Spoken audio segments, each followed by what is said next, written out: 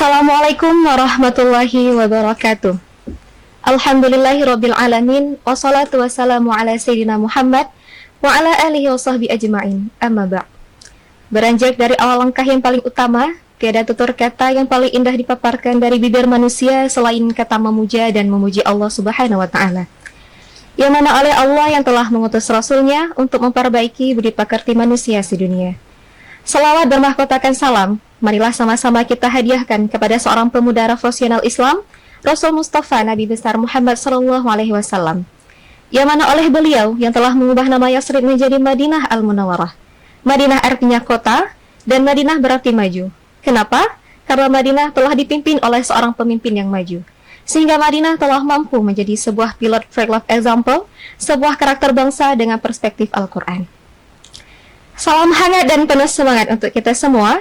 Saya, Siti Afifatun Nafis, dari Fakultas Tarbiyah dengan program studi pendidikan agama Islam, dengan penuh semangat dan rasa hormat, bisa hadir dan membersamai Anda dalam acara kita pada hari ini, mahasiswi Unisai dari kampus menuju panggung dunia. Tema ini hadir bukan tanpa alasan, era di mana manusia dan teknologi harus berjalan secara beriringan. Peran kita sebagai manusia pun menjadi sangat penting, tidak hanya sebagai penjaga nilai moral dan agama, tapi juga sebagai agen perubahan yang mampu berinovasi dan beradaptasi dengan zaman. Di era yang serba digital, cepat, dan penuh tantangan ini, santriwati dituntun bukan hanya sebagai cakap dalam ilmu agama saja, tapi juga mampu beradaptasi dengan perkembangan zaman. Disinilah pentingnya membangun karakter yang kuat, melahirkan inovasi, dan menghadirkan kebangkitan baru yang berakar dari nilai-nilai pesantren. Kita akan mendengarkan langsung dari para tokoh inspiratif, santriwati yang hebat, yang telah membuktikan bahwa perempuan pesantren mempunyai peran yang strategis dalam membangun sebuah peradaban.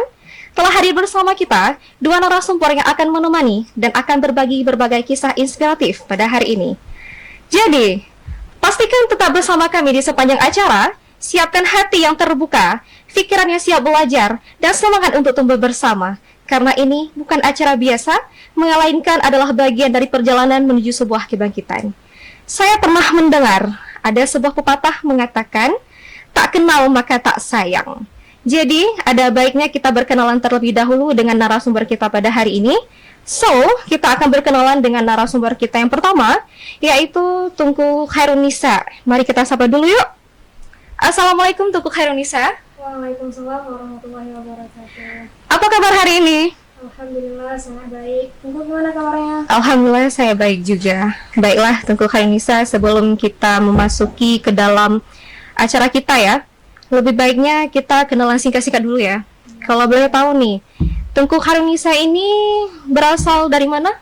Dari Ali Putih Aceh Utara. Ali Putih Aceh Utara, tetanggaan ya ternyata kita. Oke Tunku Khairunisa, sekarang posisinya mahasiswikah atau santriwatikah atau tidak kedua-duanya? Mahasiswi plus santriwati. Mahasiswi dan santriwati. Ya.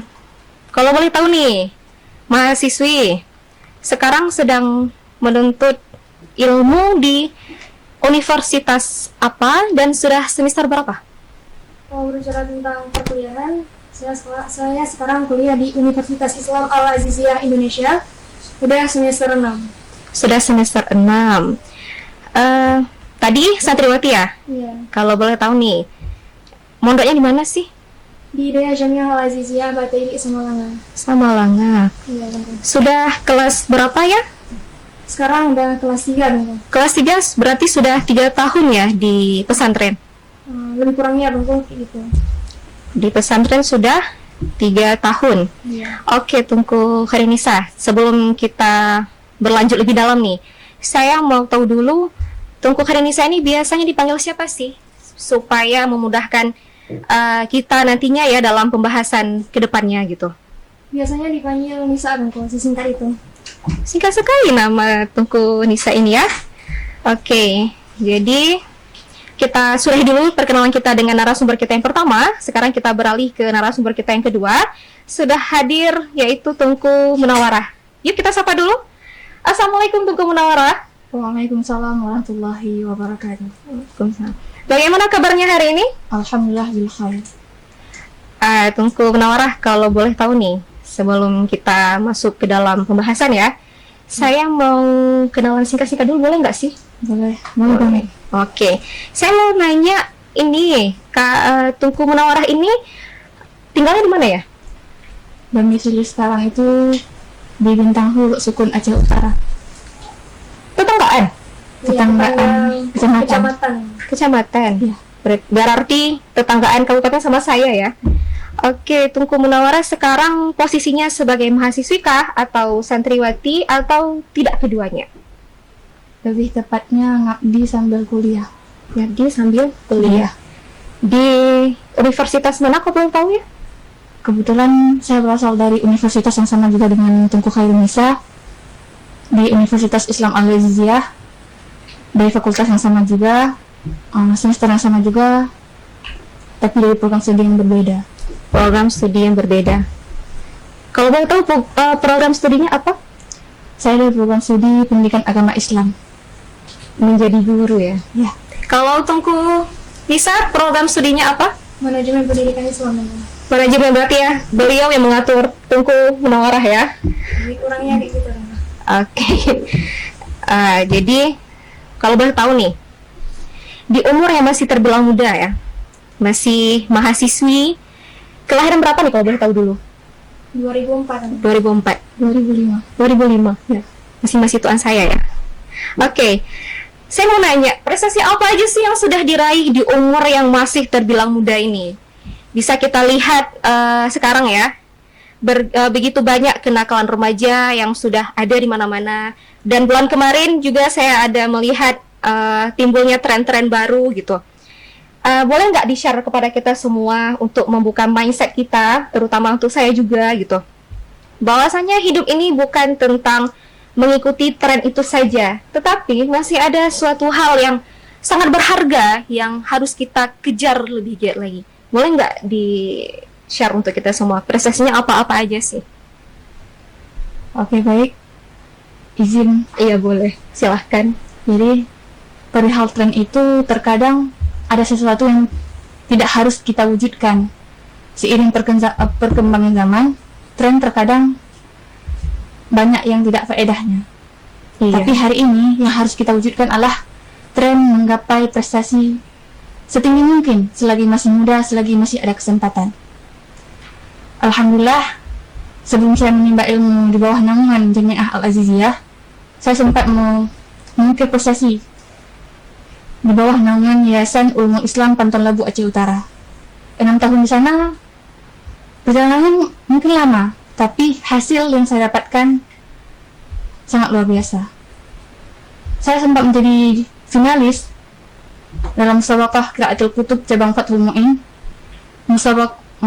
finalis musabaqah Syarihul Quran, finalis musabaqah Hifdzul Bait Mantik, dan sempat menjadi bagian finalis Good Nasyid juga, meskipun saya tidak mendukung sih. Dan alhamdulillah di penghujung kelulusan saya di tahun 2022, saya menjadi lulusan terbaik dari sekian lulusan dari Ulumul Islam. Iya. Semenjak saya di Jamiah Al-Aziziyah, saya juga menjadi finalis. Saya sempat menjadi finalis musabaqah Hifdzul Bait Mantik. Beberapa waktu lalu saya juga menjadi salah satu delegasi Indonesia satu-satunya dari Aceh dalam program Asia Muslim Summit 2025 di Course Hotel LCC Kuala Lumpur. Ya. Diselenggarakan program itu pada tanggal berapa? Diselenggarakannya itu pada tanggal 13. 13 kemarin? Ya, 13 Maret. Itu seminarnya tanggal 13, 14, sama 15. 13, 14, 15, 3 hari. Ya. Berapa lama di KLCC? Di LCC-nya seminggu. Seminggu. Ya, selebihnya itu city tour. City tour. Ada visit kampusnya nggak? Visit kampus pribadi, karena udah di benefitnya beasiswa. Itu di 3 hari pertama lebih ke seminar. Ya, Pembahasannya tentang apa sih? lebih ke pemimpin dan milenial ke depannya. Lebih ke peradaban dan politik lah. Oh iya. Nah, Tungku Munawarah kan sudah menjelaskan dan memberitahukan kepada kita prestasinya di umur yang masih terbilang muda ini. Saya masih penasaran nih sama Tungku Khairunisa. Bisa nggak sih di-share untuk kita apa aja prestasinya yang sudah diraih di umur yang masih terbilang muda ya? Dan apa aja yang sudah diraih dan apa aja sih kendala-kendalanya juga gitu. Boleh, Tungku Nisa? Ini jadi insecure ya Tengku sama Tengku Munawara. Saya juga insecure loh. Seorang duta loh Tengku. Saya ini nggak apa-apa. Jadi nggak apa, sekedar share aja. Ya. Jadi jujur ya Tengku, saya ini perdana ya mondok di pesantren. Dulunya Dulunya sekolah pendidikan umum. pendidikan umum. Ya, di luar, Oke. nggak berbasis pesantren loh Tengku ya. Oke. Jadi sempat di SMA dulu mengikuti beberapa ajang perlombaan, termasuk salah satunya debat bahasa Inggris, debat bahasa Indonesia, dan juga beberapa olimpiade ya yang diadakan tingkat kabupaten. Kemarin ya, sempat sebulan kemarin di kampus diadakan satu perlombaan ya, kompetisi karya tulis mahasiswa yang diadakan oleh Unisai. Apa sih kepanjangan Unisai ini sebelum kita Universitas lebih Islam Al-Aziziyah Indonesia. Oke. Jadi pada kompetisi itu terdapat 2 cabang perlombaan ya. Ada yang pertama itu esai, yang kedua itu ada artikel ilmiah. Oke. Alhamdulillah kemarin saya menjadi finalis ya dari perlombaan esai. Alhamdulillah meraih peringkat pertama, dan di perlombaan artikel meraih peringkat kedua. Juga kemarin pas Ramadan ya mengikuti 2 perlombaan olimpiade yang diadakan Secara nasional ya. diadakannya Nasional. secara apa? Daring gitu. Daring. Oke. Jadi penyelenggaraannya itu oleh Islamic Holistic Science Achievement. Ada 2 cabang yang saya ikuti. Yang pertama ada cabang bahasa Indonesia, yang kedua ada cabang biologi. Alhamdulillah keduanya meraih medali perunggu. Masya Allah sekali. Saya nggak nyangka loh, ternyata saya sedang berbicara di depan seorang duta dan juga seorang juara dalam karya tulis yang saya aja nggak bisa loh untuk melangkah ke tahap yang lebih wow. Oke, sedikit pengenalan nih tentang narasumber kita pada hari ini. Di samping sebelah kiri saya ada Tungku Munawara. Beliau merupakan salah satu World Muslim Inspiring Ambassador pada program Asia World Muslim Summit 2025 at KLCC Kuala Lumpur yang diselenggarakan pada tanggal 13 Maret kemarin. Sedangkan di sebelah kanan saya ada Tengku Harunisa. Beliau merupakan best finalis yang meraih peringkat pertama pada cabang perlombaan esai dan peringkat kedua pada cabang perlombaan artikel pada kompetisi karya tulis ilmiah mahasiswa yang diselenggarakan oleh Universitas Islam Al-Aziziyah pada tanggal 17 Maret kemarin ya 2025. Oke. Dua-duanya ini merupakan mahasiswi dari Universitas Islam Al-Aziziyah atau disingkat dengan Unisai. Bisa nggak sih diceritain sedikit perjalanan awalnya gimana sih kok bisa memasuki universitas ini? Tengku Munawara dulu. Oke, Tengku Munawara dulu kalau gitu. Oke, baik. Di tahun 2022 ada beberapa pengalaman yang sangat berharga bagi saya. Di sana, selama 6 tahun di sana, saya dapat notas nih, pesan singkat. Istilahnya, kamu dari keluarga yang dikenal. Iya. So pasti kamu harus pintar. Iya. Karena orang tuamu juga pintar. Gitu. Alhamdulillah, 6 tahun di sana, peringkat ngaji saya dapat, peringkat sekolah juga saya dapat. Berarti juara di kedua bidang. Iya. Di tahun 2022, lebih tepatnya di Februari, tanggal 24. Itu menjelang ujian akhir tingkat daya. Saya dapat pesan, kamu udah mendapatkan peringkat di sekolah dan ngaji. Bisa nggak kira-kira untuk menyaingi seluruh santri setingkat kamu? Iya. Gitu. Saya tidak menjanjikan, tapi saya iakan, insya Allah. Karena diri kita pun merasa tertantang ya dengan perkataan orang. Alhamdulillah, bismillah juga karena tekun, karena mau, dan karena merasa tertantang, Iya. saya menjadi salah satu lulusan terbaik di tahun itu. Dan saya juga mendapat undangan bidik misi SMPTN jurusan Teknik Informatika di Universitas Samudra Langsa. Saya sempat menjadi mahasiswa di sana. Iya. Saya juga meminta pada orang tua, Abi, kalau misalkan kakak jadi kuliah di Unsam, kakak ngaji boleh, sambilan ngaji. Kenapa?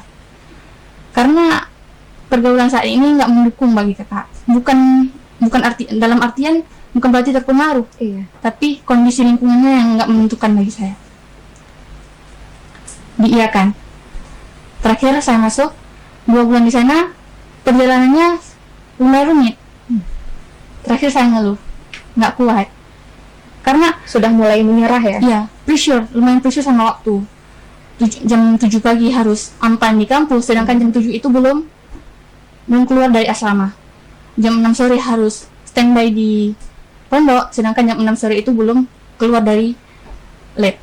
Jarak berarti di Langsa ya? Ya, Mondok. mondok juga. Tapi Jarak nggak sama basisnya kayak di Indonesia. Kalau jarak jarak antara kampus dan pondoknya jauh? 20 menit. 20 menit. Cuma berbeda basisnya. Iya. Kalau di sini kan sambilan mondok, sambilan kuliah, tapi di sana nggak. Kita harus ngejar waktu ya? Ya, pandai-pandai kita lah mengaturnya. Kebetulan dekan tarbiyah itu masih keluarga saya. Iya. Jadi Abi bilang ke beliau, gimana ini? Ada solusi apa? Kata beliau, ya udah, Muna bawa balik ke Samalanga aja, Iya. bareng sama saya. Gitu kata dekan. Saya nggak mengiyakan karena nggak tahu duduk perkaranya di mana. Kenapa dialihkan saya kemari? Sendiri tanya, kakak siap nggak? Kalau misalkan kakak kuliah di Mudi. Kalau misalkan nggak memberat ya udah nggak apa-apa. Iya. Gitu, saya kan. Akhirnya saya masuk kemari. Awalnya saya itu satu program studi dengan tumbuhan Indonesia di manajemen pendidikan Islam. Iya. 3 hari di sana, ternyata nama saya nggak terdaftar di Tidak absen. tercantum ya? Iya. Sudah saya kembali ke dekan. Yang benar gimana sih? Posisi saya ini di mana gitu ya? Iya. Saya berarti Tunku Muna ini bertanya lah ya pada diri sendiri, saya ini harusnya kemana sih gitu? Iya. Oke. Kata beliau, kamu anak pai, kan saya Yang atur. ya, saya bermain kan di ranah pai gitu. Iya. Jadi kamu masuk di pai aja. Ya udah saya iya kan. Setelah saya pikir-pikir, padahal dulunya awal mula saya masuk SMA saya memilih jurusan Soshum IPS. Karena nilai eksak saya tinggi, saya masuk IPA. Dan akhirnya hari ini saya berjodoh lagi dengan Soshum. Iya. Berarti ruang lingkupnya nggak jauh dari hukum. Iya. Saya rasa saya tertekan sini. Kenapa tertekan? Karena akses pergerakan saya itu terbatas. Iya. Gitu. Mungkin iya digitalnya bermain, teknologinya juga hidup.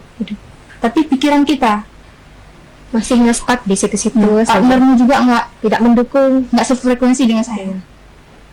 Saya sempat minta izin untuk mengikuti beberapa lomba antar universitas. Mengikuti lomba musabakah Qiraatul Kutub ke Banda Aceh. Itu tidak diizinkan Dari keluarga? dari pihak yayasan. Iya. Karena santriwati itu cuman di sini aja, nggak harus keluar gitu katanya. Iya. Ya udah saya diam. 2 tahun saya diam. Di penghujung Oktober 2024 saya bilang ke diri sendiri, kali ini kamu nggak boleh diam diri lagi. Kali ini kamu harus buat perubahan. Kamu harus tunjukin bahwa kamu bisa, meskipun kondisi kamu itu nggak memungkinkan. Karena kendala terbesar dalam hidup saya itu cuma 2, finansial sama fisik. Di mana-mana finansial tetap menjadi pemeran utama dalam kita menuju kesuksesan ya. Iya. Oke. Pernah nggak sih ngerasa bahwa saya nggak cocok nih untuk sukses gitu? Pernah nggak merasa mau ngeluh tapi nggak bisa, mau berhenti tapi harus tetap berjuang gitu? Istilahnya mau nyerah aja deh, nggak usah lagi lanjut gitu. Aku gini aja, nggak usah nggak usah jadi orang kayak di luar sana gitu. Pernah nggak sih ngerasa seperti itu? Istilah lainnya itu mahalu ya, Iya. mahalu untuk sukses. Istilah mahalu untuk sukses tuh di saya nggak ada. Karena saya yakin selagi mimpi itu masih gratis, mimpi aja. Berarti didorong oleh usaha dan doa. Usaha tidak akan mengkhianati hasil ya. Iya. Oke. Selalu bilang ke diri sendiri, apapun itu kamu harus coba. Jika itu bakatmu, maka harus kamu perjuangkan. Gitu. Sehingga akhirnya saya hari ini sangat berjodoh hingga tidak terlepas dari sosial hukum. Oke. Mungkin akhir kisah hidup Tunku Munawarah ini dihukum ya. Mudah-mudahan seperti itu. Oke, ini adalah kisah perjalanan awal Tunku Munawarah ketika sudah berada di Unisai ya, Al-Aziziyah. Oke, selanjutnya kita beralih ke narasumber kita yaitu Tunku Khairunisa. Tunku Khairunisa, saya mau dengar nih, gimana sih awal mula perjalanan Tunku Khairunisa sehingga berada di Unisai? Sebelumnya, sebelum saya lulus ya dari SMA Negeri 1 Baktia, Ya. sempat bingung mau lanjut kuliahnya kemana gitu. Setelah itu berpalah undangan ke Universitas Islam, berpalah undangan ke USK, USK Universitas Syakuala. Syakuala. Jadi akhir-akhir ini kemarin ya, banyak itu beredar bahwa terjadinya dualisme pendidikan. Saya sempat pikir, dualisme pendidikan berarti antara pendidikan umum dengan pendidikan agama Islam itu dianaktirikan sebenarnya. Iya. Ibaratnya mereka itu adalah dua dunia yang berbeda. Iya. Sehingga dalam benak saya terlintas bahwa pendidikan umum dengan pendidikan agama Islam itu harus disatukan. Bisa nggak? Itu pertanyaan saya. Setelah berlalu 2 minggu kemudian, Iya. orang tua saya sempat ke Daya Jamiah Al-Aziziyah. Ke Daya Jamiah. Iya. Iya. Oke. Jadi orang tua saya sempat gimana ya, mau mencari tahu tentang bagaimana kampus Universitas Islam Al-Aziziyah. Iya. Jadi kata orang tua saya, kayaknya cocok deh di kampus itu, karena kan katanya mau menyamakan antara pendidikan umum dengan pendidikan agama Islam. Iya. Karena saya mau menunjuki kepada dunia bahwa pendidikan Islam dengan pendidikan umum Iya. itu bisa disatukan. Tergantung kitanya yang menjalani itu bagaimana. Apakah kita mau memprioritaskan salah satunya ataupun kita mau memprioritaskan kedua-duanya. Jadi tekad hati saya lanjutlah untuk menimba ilmu di Daya Jamiah Al-Aziziyah, sekaligus kuliah di Universitas Islam Al-Aziziyah Indonesia. Apa sih tantangan terbesar ketika sudah berada di Unisai? Saya sendiri, jujur saya juga memiliki beberapa kendala ya, tapi saya berusaha untuk menstabilkan keduanya. Kalau Tunku Nisa ini punya nggak sih tantangan terbesar ketika sudah berada di universitas? Sebelumnya sempat ada permasalahan ya, karena kita ini dari luar Iya. masuk ke dalam pesantren Iya. yang penuh dengan aturan, segala macam hal yang biasanya kita nggak pernah alami, sekarang Sudah alami. sudah dikekang dengan berbagai Iya. peraturan gitu. Kita itu harus berdiri di atas kaki sendiri. Iya. Jadi saya sempat pikir, kata kawan saya, ngapain budaya gitu kan? Emang kamu bisa apa gitu kan? Ya, teknologinya nggak bisa, kayak gimana? Sempat kemarin ya, pas Ramadan kemarin, jumpalah sama teman-teman yang pas SMA. Iya. Jadi ada yang dari universitas luar, saya termasuk salah satunya dari pondok pesantren. Iya. Jadi di situ kita berbagi kisah lah ya. Dan nyatanya realita yang saya alami, kita itu nggak ketinggalan zaman.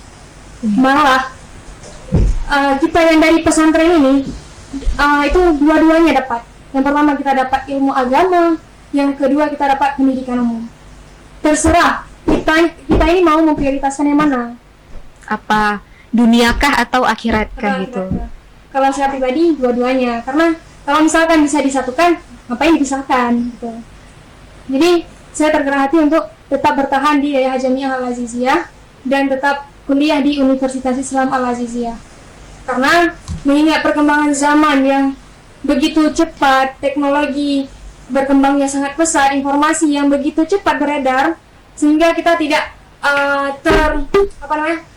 nggak ada penghalang ya untuk keberobokan moral yang terjadi di kalangan remaja, sehingga kita membentengi diri kita dengan pendidikan Islam, yaitu pondok pesantren. Oke. Ada nggak sih momen yang paling menyedihkan dalam diri Tengku Nisa ketika sekarang kan sudah menjadi best finalis ya KKTIM atau KTTIM? KKTIM. Pernah nggak sih merasa sedih ataupun apa sesuatu hal yang mendorong Tengku Nisa untuk ingin menjadi orang yang sukses, berprestasi, walaupun bukan dari lulusan ataupun alumni pesantren, tapi dari sekolah luar? Ada nggak sih momen yang tersedih, tetapi bisa menjadi yang membangkitkan semangat Tengku Nisa untuk terus berprestasi? Sebelumnya sempat sedih karena orang tua nggak mengizinkan saya untuk melanjutkan kuliah di luar. Iya.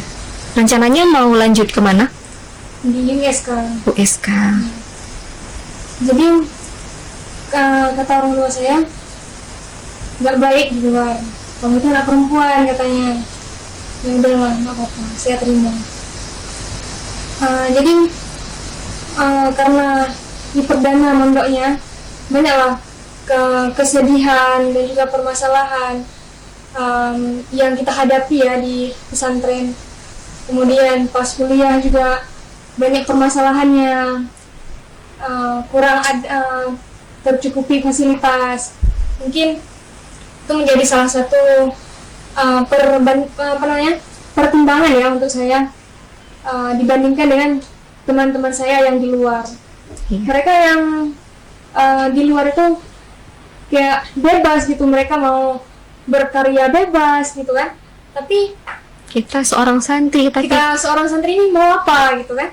Karena dalam bayangan kita santri, ketika disebutkan santri ya, lebih identiknya outfitnya sarungan, kuning, kitab gitu. kuning, habis itu nggak bisa apa-apa ya, jauh dari teknologi dan globalisasi. Padahal kita sudah membuktikan ya, sekarang Tengku Nisa ini pun sudah menjawab semua pertanyaan dalam diri Tengku Nisa. Apakah saya bisa nggak sih gitu? Ya, berarti kemarin pas ikut lomba KKTIM, kompetisi karya tulis mahasiswa, itu mendapat apresiasi dari guru SMA saya.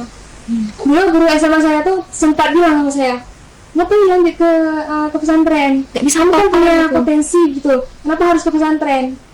Gak apa-apa Bu, kita lihat sekarang perbandingan anak pesantren dengan anak sekolah luar Sekolah ataupun, biasa. kuliahnya di luar. Apa potensi mereka? Yang saya lihat realitas sekarang ini, banyak kawan-kawan saya tuh yang memprioritaskan ke outfitnya. Iya. Uang jajan dikasih orang tua buat outfit, kemudian buat nongki. Ada move-nya nggak? Nggak ada. Tetapi kita bisa mendapatkan dua hal yang berbeda sekaligus gitu. Nilai plusnya itu nggak ada, Tengku. Karena oke lah, mereka dapat ilmu umum secara besar lah ya. Iya. Tapi tentang ilmu pengetahuan agama mereka bakalan minim ya. Hanya 1-2 orang saja yang ada keinginan di hatinya untuk mengikuti kajian-kajian. Sekarang kan sudah bisa kita lihat di berbagai tempat ya, sudah banyak kajian-kajian Islami yang dipertempatkan di berbagai daerah gitu. Ya, sempat kemarin juga pas sudah publish satu karya tulis ilmiah, sempat dilihat sama guru SMA saya. Kok bisa ya? Padahal di Dayang loh. Kok bisa berkembang kayak gitu? Orangnya aja belum buat artikel yang di luar, belum publish pun. Tapi kita sudah Iya, tapi beranjak. saya bilang ke guru saya, peraturan bukanlah sesuatu hal yang dapat mengekang kita untuk bisa bangkit maksudnya. Asal ada kemauan pasti ada jalan. Banyak jalan menuju Roma, jangan lupa. Oke. Nah, Tuku Munawarah, saya mau tahu nih, sekarang kan sudah menjadi seorang duta ya. Ada nggak sih momen yang bisa membuat Tuku Munawarah ini bisa bangkit dan sudah menjadi seorang duta seperti sekarang? Seperti saya bilang sebelumnya, ini perihal sosial hukum. Saya berjodoh dengan dunia itu. Iya. Setiap konflik, setiap duduk perkara dalam majelis, dimanapun kita berada, itu politik, ya kan? Perihal pemisah juga politik itu. Politik. Saya termasuk dari keluarga kurang mampu, tapi alhamdulillah adik saya lulus sarjana. Iya. Semua orang bilang, jika abi kamu hari ini menjadi orang terkenal dan dibantu meskipun kamu perempuan, gitu. Saya coba mengiyakan itu. Alhamdulillah, saya sanggup. Saya sempat kepikiran, tapi gimana caranya? Karena kita seorang perempuan ya. Kita seorang perempuan dan saya punya adik, 2 adik lagi yang statusnya pondok. Yang satu bersekolah ya. Iya, yang satu tahfiz, yang satu lagi SMK. So pasti umurnya itu lebih besar. Apalagi saya sekarang kuliah. Tapi lagi-lagi pertolongan Tuhan itu ada. Di sini saya menjadi salah satu mahasiswa berprestasi dan dibeasiswakan. Iya. Gitu. Saya bilang, kok misalkan nanti kakak lulus, abi izin nggak kakak keluar? Izin. Gede dong dari abi. Selagi kakak masih mau belajar, selagi kakak masih mau berkembang, abi izin.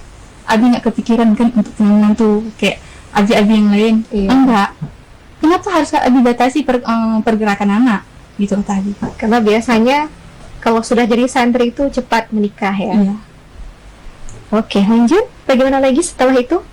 Setelah itu saya bilang, abi, kalau misalkan kesehatan kayak gini, abi izin nggak? Setuju nggak kakak keluar? Saya sempat menjadi salah satu pendaftar fakultas kedokteran. Iya. Tidak diizinkan karena kondisi saya tidak memungkinkan. Tidak mendukung ya. Ya. Saya nangis. Setidak berjodoh itu, setidak beruntungnya saya dengan dunia saintek. Terakhir saya bilang, berarti kamu berjodoh dengan sosum, gitu. Lagi-lagi saya berpikir tentang sosum itu. Saya tidak pernah berpikir tentang lawan jenis, karena bagi saya itu adalah satu hal ataupun satu racun kehidupan Yang menghalangi kesuksesan kita ya. menghalangi kesuksesan, menghalangi pergerakan saya. Di penghujung Oktober, saya bilang ke Abi, kakak daftar beasiswa boleh? Emang boleh nggak? Kita coba aja, nggak usah kasih tahu, nggak usah kasih tahu ke ayah, karena saya sapa dekan tarbiyah itu dengan sebutan ayah. Nggak usah kita kasih tahu ke ayah. Kalau misalkan lulus, berarti kita kasih tahu, kan surprise gitu. Iya. Boleh, diiakan. Di situ saya mendaftarkan diri sebagai peserta aksi Indosiar. Ya. Sempat mendaftarkan diri juga sebagai pengasuh anak balita di Singapura. Itu menjadi babysitter kah atau Bukan, pengajar anak pasca masuk sekolah. oh iya. Oke. Dan mendaftarkan diri sebagai Dai Muda di Makassar. Dai Muda di Makassar. Oke.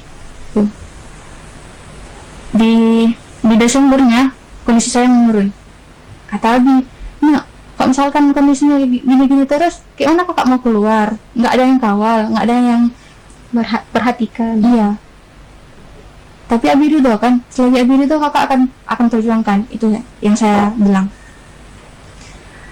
Ya udah, asalkan jangan paksakan diri gitu. Di Januari saya balik lagi ke pesantren, ekonomi saya kembali ngedrop. Saya bilang, Abi kakak pulang boleh? Kenapa? Itu posisinya dalam perlombaan Itu masih pasca minggu hasil. hasil. Iya, Oh, iya. pasca minggu hasil 3-3 ini. Abi kakak pulang boleh. Kenapa nak? Nggak ada lagi budget untuk bertahan. Kalau misalkan nanti Abi kirim lagi untuk kakak, adik gimana? Kan Abi perlu juga gitu. Ya udah, kalau misalkan aktivitasnya pun nggak padat, kakak pulang aja. Saya pulang, dan di rumah saya dapat notifikasi dari pihak panitia aksi Indonesia menyatakan lulus. Di situ banyak kebingungan antara terharu, sedih, dan bahagia. Iya, bercampur ya. Ya, saya nangis. Ya Allah, rezeki di depan mata. Ambil nggak ya gitu. Saya nggak berani bilang ke orang tua saya butuh biaya. Iya. Karena kok bisa umur yang terus berjalan sekarang ini dan memberatkan lagi mereka. Setidaknya kita sudah ada penghasilan sendiri. Iya. Saya mikir, kan kamu selalu gitu. Saya bilang ke diri sendiri, kan kamu selalu gitu. Setiap mengambil keputusan nggak pernah mikir. Sekarang kan kamu butuh biaya, pasti ngebebanin orang tua. Dah, saya diam, patahkan ego itu. Karena kebetulan di tanggal 9 Februari Abi berangkat umroh bawa jemaah. Iya. Gitu. Kalau misalkan saya minta uang nih, 5 kali harus dipikirkan. Biaya untuk mereka, biaya untuk saya berangkat, biaya kehidupan saya di sana, biaya adik saya di pesantren. Itu pertimbangan saya. Iya. Tanggal 10 yang seharusnya saya terbang juga ke Jakarta, saya kembali nangis. Ya Allah, gimana ini? Harusnya Saya berangkat ya, harusnya udah di sana, harusnya udah bersama bersama orang-orang hebat, udah ketemu kawan baru gitu. Karena linglung, saya buka HP, scroll, cari tuh. Ini nggak boleh diam lagi. Ramadan kali ini, itu saya bilang ke Disney. Ramadan kali ini kamu harus keluar dari zona nyaman, keluar dari rumah, harus buat perubahan baru. Iya. Harus buat Abi sama Umi bangga. Gitu. Ya udah, alhamdulillah saya dapat website tentang Asia Muslim Summit. Saya sempat baca itu. Ternyata itu tercover dengan pribadi saya. Iya. Tentang inspirasi dunia sosial politik. Awalnya sempat ragu, tapi karena dorongan tadi ingin membuat perubahan, tekad yang kuat. iya. Selepas maghrib saya daftarkan diri. Setelah saya daftarkan diri, ada sesi interviewnya. Setelah interview, 3 jam setelahnya timeline-nya close. Detik itu mendaftar, detik itu juga wawancara. Iya. Kebetulan pendaftarannya itu terakhir di tanggal 10 Februari. Gitu. Karena kemarin saya juga sempat mendaftarkan juga ya di program Cikgu Malaysia Batch 3. Prosesnya itu pendaftaran dulu, nanti dikasih jeda waktu selama beberapa hari, seksi wawancara nge-zoom ya. Dalam satu kelompok itu ada 10 orang. Setelah itu lanjut ke Zoom pribadi, wawancara pribadi. Setelah itu baru pengumuman. Ternyata ini ada sedikit perbedaan ya dengan program-program yang lain. Berarti di situ pendaftarannya langsung dengan interview. Oke. Setelahnya saya itu masih alah iseng-iseng pun, nggak usah bahagia. Iya. Kalau lulus berarti rezeki, karena setiap keputusan itu ada 2 hasilnya. Kalau bukan rezeki ya resiko. Iya. Ya kan? Kalau lulus alhamdulillah, kalau enggak ya udah gitu. Besoknya tanggal 11 Februari jam 9.45 waktu Indonesia Barat lah. Saya dapat notif. Iya. Bahwa saya lulus. Langsung. Iya. Iya. Karena kebetulan saya kan daftarnya timeline. Iya. Di deadline gitu. Itu masih bingung. Ini kayaknya cari kasih tahu nih. Saya kabari ke Umi. Itu saya nggak kabari ke Abi. Karena kalau misalkan saya kabari ke Abi, langsung Abi bilang, butuh biaya berapa nggak? Iya. Gitu. Saya bilang, nih kakak lulus ikut KTT. Kemana nggak? Ke Malaysia. Jauh kali. Memang sanggup? Iya. Sanggupin terus. Kan namanya kita coba. Kalau nggak coba kita nggak pernah tahu gitu. Tapi ini butuh biaya. Berapa? Gede nih. Ikut lomba lain aja boleh. Yang nantinya ada Abi sama Mami di rumah. Gitu. Tapi ini programnya Ramadan nih. Boleh nggak? Oh, kalau Ramadan boleh. Karena udah ada mereka di rumah gitu. Ya udah. Saya dapat notif untuk booking bangku. Karena saya 5 50 teratas peserta yang lulus dari 1029 peserta se-Asia Pasifik. Wow, banyak sekali ternyata pengikut yang berminat ya. Iya.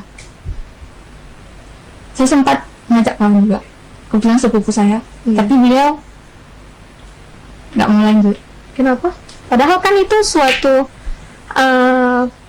kesempatan yang sangat ditunggu-tunggu ya. Iya. Kata beliau, lebih baik budgetnya kita pakai untuk traveling ketimbang harus ke sana buang-buang duit. Itu katanya. kata Sepupu saya. sepupunya.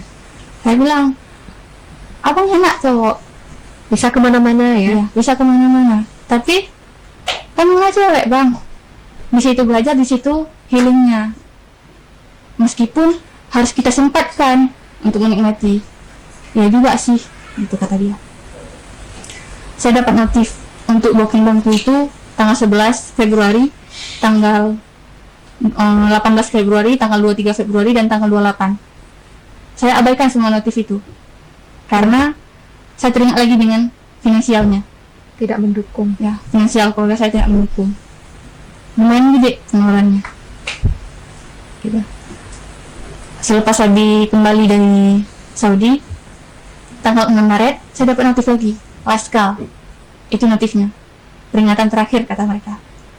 Terkhusus untuk adik Munawarah, kata mereka. Dear Munawarah ya. Ya, terkhusus untuk adik Munawarah. Tolong kontribusinya. Karena Anda 50 peserta terbaik dari 1029 peserta yang sudah kami didiskualifikasi. Iya. Itu saya bingung. Terakhir saya hubungi Abi, Iya. kakak kemarin daftarin jadi anggota KTT di Malaysia. Jadi kenapa?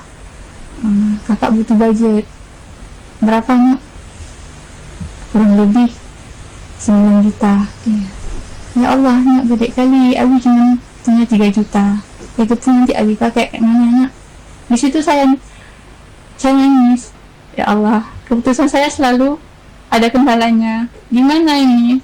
Harusnya di sini saya nggak memberatkan lagi mereka. Iya. Itu kata Abi, itu belum lagi kakak check up. Kayak mana? Nanti kendalanya pasti di kesehatan. Kalau kesehatan nggak apa-apa, masih bisa kendalikan. Tapi soal biayanya, nggak usah lanjut aja boleh. Gitu. Saya tanya ke Abi, nggak usah lanjut aja boleh. Nggak apa, nggak lanjut aja. Tapi Abi, biayanya lumayan gede loh. Nggak apa, nak. Lanjut gitu. Ya. Di situ saya nangis, Abi pun nangis. Abi nggak pengen saya kecewa dengan keputusan saya itu. Memang berat, tapi namanya kita belajar. Dunia perjuangan itu nggak pernah mulus-mulus aja gitu kan. Ya udah, Abi curhat ke Umi, gimana ini? Gak mungkin kita buat dia putus asa. Sama-sama nangis lah di situ kan, sama-sama curhat. Kata Abi, nak minta ke Tuhan, selawat banyak-banyak.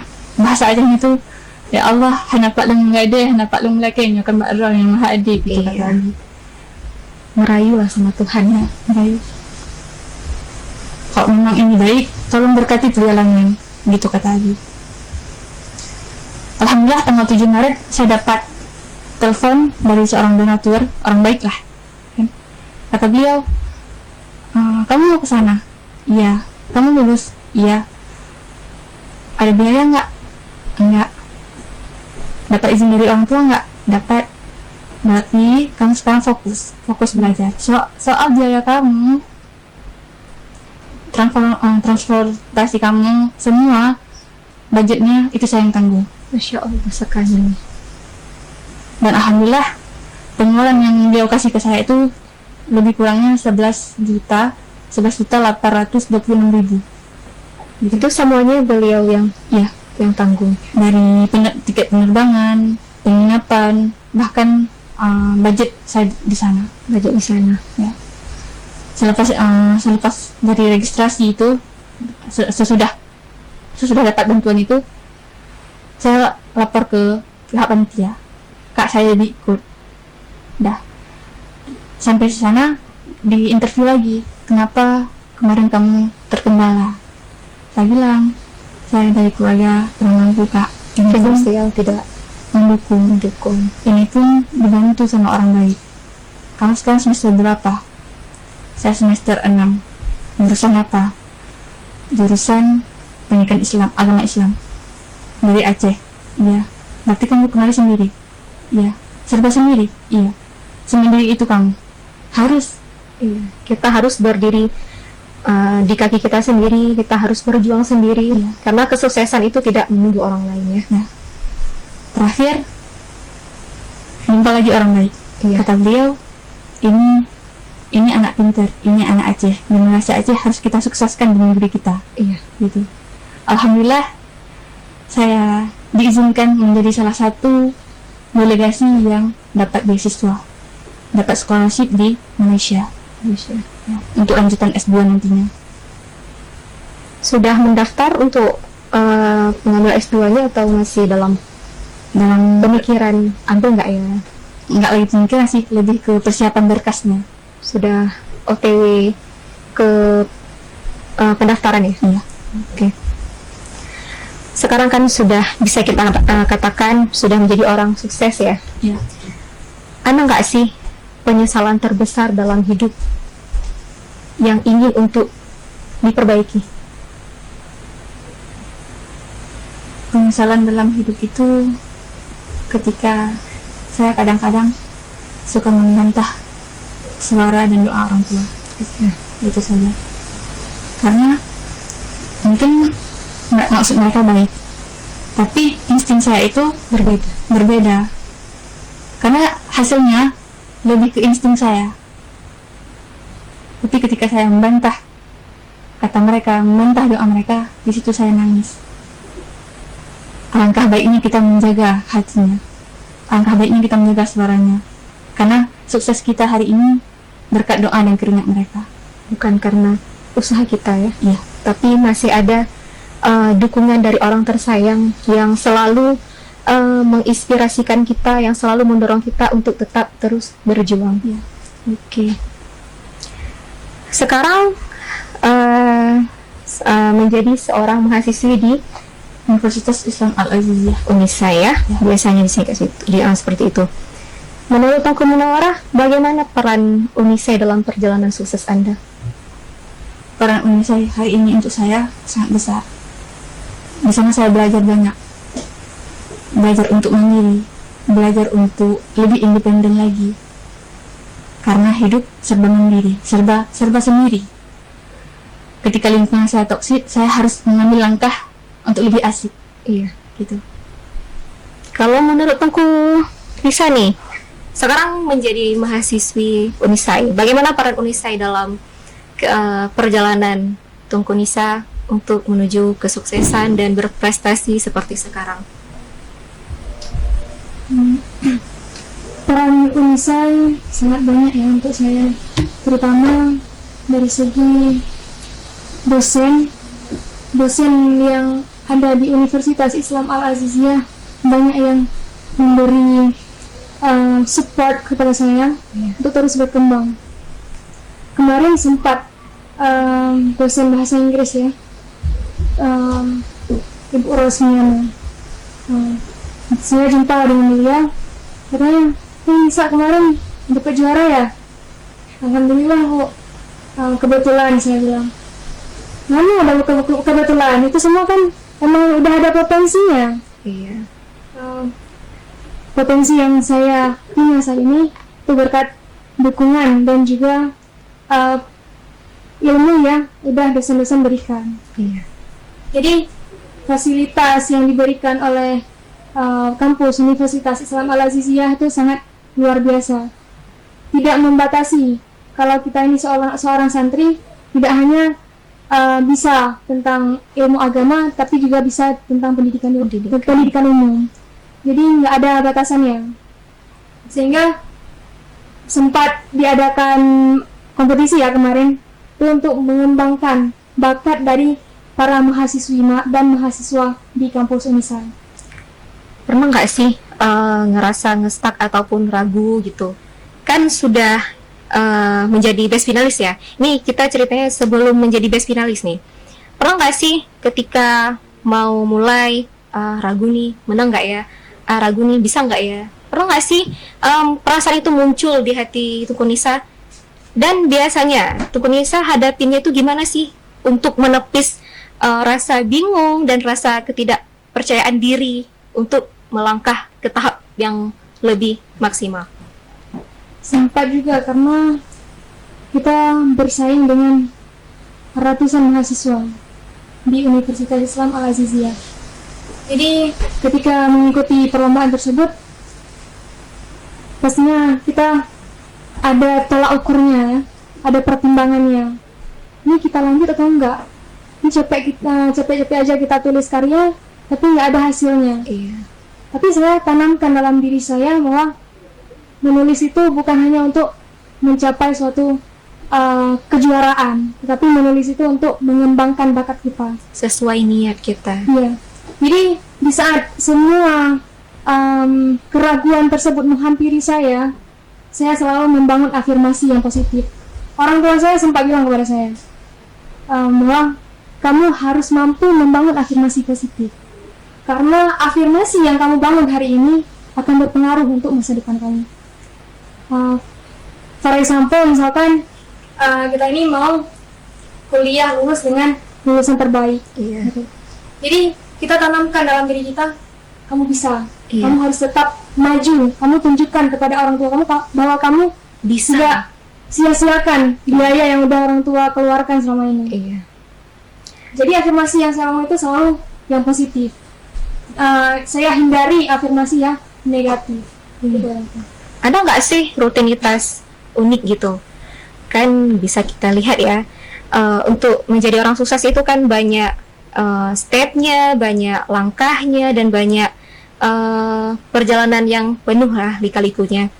Seperti Maudy Ayunda, Prilly Latukonsina, mereka itu dengan mudahnya memberitahukan kepada teman-teman semua ataupun followers-followersnya gitu, rutinitas apa yang mereka lakukan. Kalau misalkan untuk Nisa ini, ada nggak sih rutinitas ataupun rahasia gitu, sehingga bisa menulis dan bisa berpikir secara luas gitu?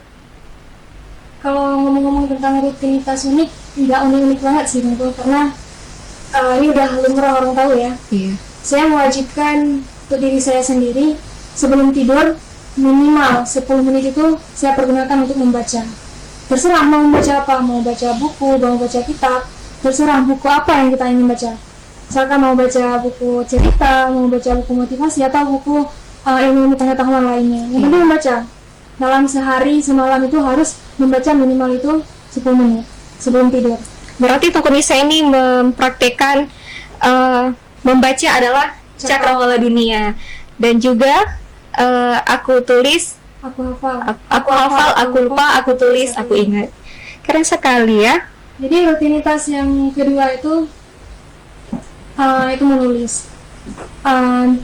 Setiap membaca pasti ada diiringi dengan menulis. Karena untuk memperluas wawasan kita dan juga untuk memperkuat ingatan kita. Sekarang banyak nih kita lihat krisis dari literasi ya. Kalau kita lihat dari basic literasi itu kita berbicara tentang kemampuan membaca, kemampuan menulis, kemampuan menghitung, itu adalah hal yang umum, udah semua orang kerjakan. Iya. Tapi yang paling mengirisan ini yaitu terkait dengan functional literasi. Di situ mampu nggak kita implementasikan kemampuan yang udah kita dapatkan di basic literasi sebagai communication skill, kemudian problem solving, dan juga dalam interaksi kita dengan masyarakat luas. Itu merupakan salah satu bentuk ya untuk meningkatkan wawasan kita dengan cara membaca dan juga menulis. Dan rutinitas yang ketiga, sering ngomong sendiri, ya orang gila. Kalau orang bilang, kawan-kawan saya, kamu kok ngomong sendiri gitu. Iya. Padahal pribadi saya ngomong sendiri itu melatih ingatan saya untuk lebih meningkatkan wawasan ya, sehingga public speaking nantinya bisa perlahan demi perlahan itu bisa diperbaiki. Saya masih ingat loh, dulu saya kan mondok juga ya, SMP SMA itu di boarding. Saya juga sering ngomong sendiri loh, sampai dikatain sama kawan saya, nanti majnun ya, are you crazy girl gitu. Oh no, saya jawab kan, ini adalah cara saya untuk bisa membuat saya lebih pede, membuat saya lebih percaya diri. Ternyata trik kita sama ya. Iya. Oke, ada saran nggak nih untuk kita semua, untuk saya juga? Terkadang kita ketika ingin memulai masih bingung memulai dari mana. Kadang kita masih ragu mau ambil langkah untuk lanjut nggak ya gitu. Gimana sarannya supaya bisa diaplikasikan oleh saya dan teman-teman kita juga? Kalau saran saya yang pertama itu kita harus nentuin dulu target kita. Tentukan target kita. For example, misalkan dalam kurun waktu 4 tahun kita kuliah. Kita pengen jadi lulusan terbaik, kumlot gitu kan. Berarti harus kita tentukan target kita tuh harus kumlot. Jadi kita harus mengejar target tersebut. Jangan berhenti sebelum target tersebut tercapai. Yang kedua, yaitu find opportunity. Kita harus mencari peluang. Di saat udah ada peluang yang begitu besar, jangan kita sia-siakan. Kita pergunakan peluang tersebut untuk melakukan hal-hal yang positif, hal-hal yang baru. Sering nih kita dengar istilah fear of doing anything ya. Iya. Rasa takut seseorang, takut untuk melakukan hal baru, takut untuk melakukan tindakan yang baru, dilandasi dengan karena takut gagal, takut salah, takut disalahkan. Itu adalah hal yang perlu dihindari dari kita sebagai generasi muda yang ingin berkembang ya. Iya. Kemudian di saat kita sudah mempunyai peluang yang begitu besar, kita sudah melakukan hal baru, tentunya pasti ada kesalahan dan juga permasalahan. Kita itu harus rise from mistake. Kita harus bangkit dari kesalahan tersebut. Belajar dari kesalahan ya. The experience is the best teacher. Iya. Itu yang saya tanamkan selalu. Oke, Tukunisa sudah memberikan saran dan juga rahasia beliau mengapa beliau bisa sukses hingga sekarang ya. Nah, Tunku Munawarah, sekarang sudah menjadi duta ya. Pembahasan ketika seminar, ya kita balik lagi ke tempo lalu, seputar apa? Seputar sosial politik, Peradaban dan tantangan zaman. Boleh nggak sih ceritain sedikit, kok bisa ya kepikiran untuk terjun ataupun mau mengetes ya ke dunia politik? Biasanya kalau dalam pandangan saya ya, ketika diucapkan politik biasanya itu lebih ke laki-laki ya, di mana-mana bisa kita lihat jajaran kabinet, habis itu aparat-aparat semuanya laki-laki walaupun ada perempuan sebahagiannya. Tapi ini yang lebih menjadi sorotan ya, seorang santri. Biasanya saya dapati kemarin seorang santri, beliau adalah anaknya seorang ulama dari Banda Aceh ya, seperti Tunku Ahmada, beliau juga seorang santri. Tapi ini yang lebih menjadi sorotannya adalah santriwati. Bisa diceritain nggak sih awalnya kenapa sampai punya insting untuk mau nerjun nih ke dunia politik gitu ataupun geopolitik? Pengaruh utama itu karena perkembangan zaman ya. Yang saya lihat hari ini, seiring berjalannya waktu, ada banyak tren-tren yang membuat figur-figur manusia itu merosot, karakternya itu melenyap, nggak tertata seperti yang semestinya gitu. Sehingga itu yang merangkum pikiran saya, ini adalah masalah politik. Politiknya apa? Dia nggak mampu manage kehidupan dia sendiri, dia nggak mampu mengendalikan gairah kehidupan dia sendiri. Iya, gitu. Karena politik itu sendiri bukan hanya dalam ranah umum, tapi berasal dari diri sendiri dan keluarga. Maksudnya gimana nih? Dalam artian politik ini terwujud dari keluarga dulu. Kasih sayang orang tua nggak nyata, tapi ketegasan orang tua itu nomor satu. Ternyata ada politik keluarga ya, saya belum tahu loh. Karena kan dalam setiap keluarga itu ada konflik ya. Iya. Konflik itu kan politik. Iya. Konflik itu terjadi akibat ketidakseirasannya pemikiran. Butuh adanya Keselarasan. Oke. Sehingga yang saya rasa ini harus kita buat terobosan baru. Kita harus mengubah mindset perempuan-perempuan Indonesia, khususnya Aceh, untuk tidak terlalu FOMO dengan tren-tren. Tapi bagaimana harus mengubah pemikiran di mana pendidikan itu dinomorsatukan. Mengapa demikian? Bukan diduakan. Iya, mengapa demikian? Karena saya ini posisinya santri. Santri adalah role model peradaban baru ke depannya. Itu yang pertama. Yang kedua, saya ini perempuan. Perempuan ini adalah cerminnya dunia. Jadi, baiknya perempuan menentukan baiknya zaman ke depannya. Namun jika buruknya perempuan, tidak perlu dipertanyakan apa kabar dengan dunia ke depannya. Iya. Yang ketiga, saya ke depan akan menjadi pendidik. Gitu. Saya ke depan akan menjadi pendidik. Otomatis, saya adalah role model bagi anak-anak didik saya. Bukan sekedar penyampaian materi, tapi perkenalan karakter, akidah dan iman. Gitu. Harus menjadi contoh yang baik. Dan saya ke depan akan menjadi seorang ibu yang menjadi role model bagi anak-anak saya. Yang saya harus perkenalkan bagi mereka, yang harus saya nampakkan di hadapan anak-anak saya. Nah, Tuku Munawarah dan Tuku Nisa ini kan dua-duanya santriwati. Ada nggak pesan untuk santriwati ke depannya? Mau dimulai dari siapa? Oke, Baik, Tuku Muna. pesan saya untuk santriwati, umumnya untuk para wanita Indonesia, khususnya untuk wanita Aceh, status itu bukanlah penghalang, status itu bukanlah pembatas. Iya. Mau kamu itu mahasiswa, mau kamu itu pengangguran, mau itu kamu santriwati, selagi masih ada kesempatan, selagi masih usia muda, kamu sempatkan belajar. Belajarlah selagi Allah kasih umur panjang. Karena kesempatan tidak datang dua kali. Kesempatan hanya datang untuk orang yang mengusaha tanpa henti, dan keberuntungan akan menghampiri orang-orang yang mengusahakan rezeki dan keberuntungan. Iya, bagus sekali ya pesan-pesan dari dua narasumber kita pada hari ini.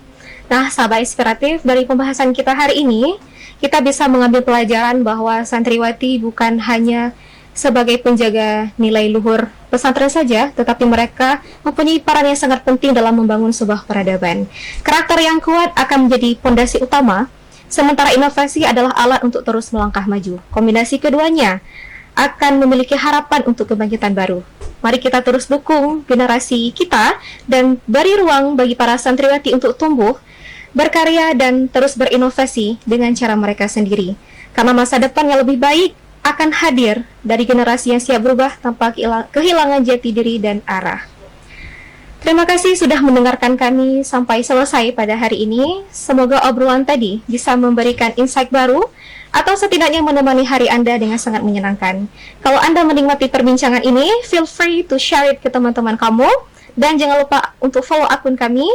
Saya, Siti Afifatun Nafis, pamit undur diri. Stay well and keep learning. Saya akhiri. Assalamualaikum warahmatullahi wabarakatuh.